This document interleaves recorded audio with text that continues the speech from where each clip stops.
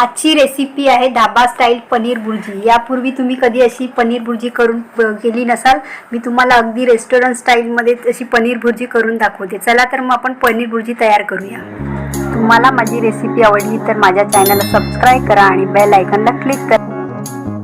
नमस्कार, मी मीनास किचनमध्ये तुम्हा सर्वांचं खूप खूप मनापासून स्वागत। आता मी गॅस ऑन केले आणि एक पॅन ठेवले, त्यात 2 चमचे मी तेल टाकले। तेल छान तापलं पाहिजे आणि 2 कांदे मी बारीक चिरून घेतले। हे आपण तेलमध्ये छान असं गोल्डन ब्राऊन रंग येईपर्यंत परतून घ्यायचे। गॅसची फ्लेम स्लोच ठेवायची की हे कांदे व्यवस्थित असे छान गोल्डन ब्राऊन रंग येईपर्यंत परतून घेऊया आपण। मी हे झाकण बंद करून थोडा वेळ ठेवलेला। आता तुम्ही बघू शकता असे मऊ झाले हे कांदे। ह्याच्यामध्ये 1 चमचा आपण आलं लसूणची पेस्ट टाकायची आहे आणि स्लो गॅसवरती हे आलं लसूणच्या पेस्टला छान असा सुगंध आला पाहिजे तोपर्यंत आपण परतून घ्यायचं व्यवस्थित। आता तुम्ही बघू शकता व्यवस्थित असं परतून झालेलं आहे। मिक्स करून घेऊया। आता मी एक मोठा टोमॅटो घेतला आहे आणि टोमॅटो टाकून छान आपण एक जीव करून घ्यायचे। व्यवस्थित असं मिक्स करून आणि थोडं टोमॅटो मऊ झालं पाहिजे। आता मी याच्यामध्ये पाव चमचा गरम मसाला टाकणार आहे आणि अर्धा चमचा धणेपूड टाकायची आहे। 1 चमचा लाल तिखट आहे। मी काश्मीरी लाल मिरची पावडर वापरणार आणि छान आपल्याला मिक्स करून घ्यायचं एकदा।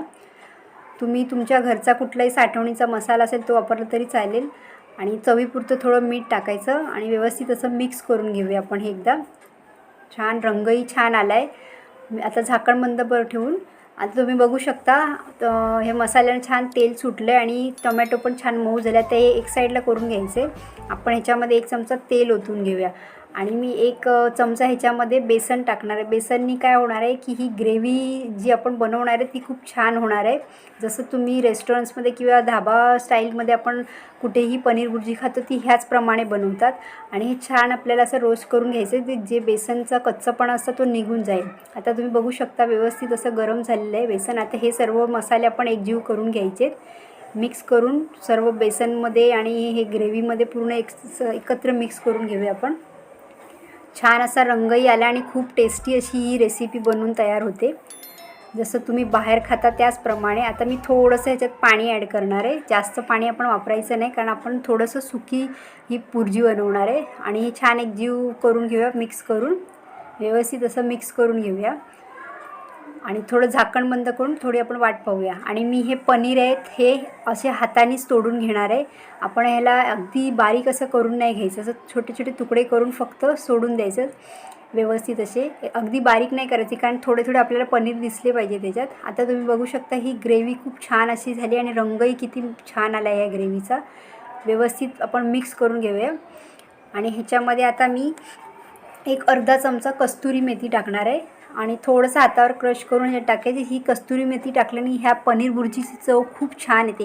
ही एक महत्त्वाची टिप्स आहे, तुम्ही नक्की टाका ही कस्तुरी मेथी ह्याच्यामध्ये।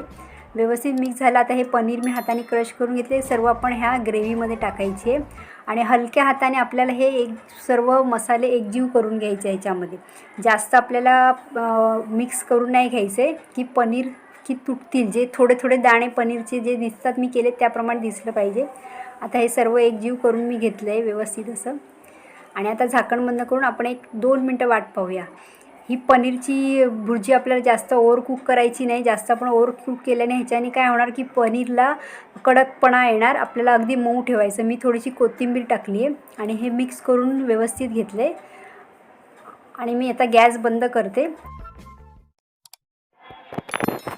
आता मी सर्व करून घेते। एका प्लेटमध्ये आपण ही भुर्जी काढून घ्यावा। अगदी छान अशी धाबा स्टाईल रेस्टॉरंट स्टाईलची अशी बनवून झालेली आणि खूप टेस्टी अशी झाली आहे ही भुर्जी।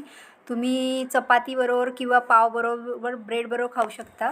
पनीर भुर्जी आपली बनवून तयार झाली आहे आणि खूप छान अशी रेसिपी झाली, जशी तुम्ही रेस्टॉरंट्समध्ये जाऊन खाता। तुम्हाला जर थोडं ग्रेव्ही पाहिजे तर तुम्ही थोडं पाणी ॲड करून थोडंसं पातळ करू शकता किंवा ह्याप्रमाणे करू शकता। मी थोडी सुकी केली आहे पण खूप छान लागते अशी। पावबरोबर ब्रेडबरोबर किंवा चपातीबरोबरही तुम्ही खाऊ शकता। आता जसं रेस्टॉरंट्समध्ये आपण खातो त्याचप्रमाणे आपण घरी पण बनवून खाऊ शकतो। तर तुम्ही नक्की ही रेसिपी करून पहा आणि मला कमेंट करून सांगा की तुम्हाला ही रेसिपी आवडली की नाही। आणि अजूनपर्यंत तुम्ही माझ्या चॅनलला सबस्क्राईब केलं नसेल तर प्लीज सबस्क्राईब करा, बेल आयकॉनला क्लिक करा, जेणेकरून तुम्हाला माझ्या डेलीच्या नवीन नवीन रेसिपीजची अपडेट तुमच्यापर्यंत पोहोचण्यास मदत होईल। लाईक करा, शेअर करा तुमचा महत्त्वाचा वेळ काढून माझी रेसिपी पाहिल्याबद्दल तुमचे खूप खूप धन्यवाद. पुन्हा भेटूया अशाच एक रेसिपीबरोबर. तोवर मस्त राहा.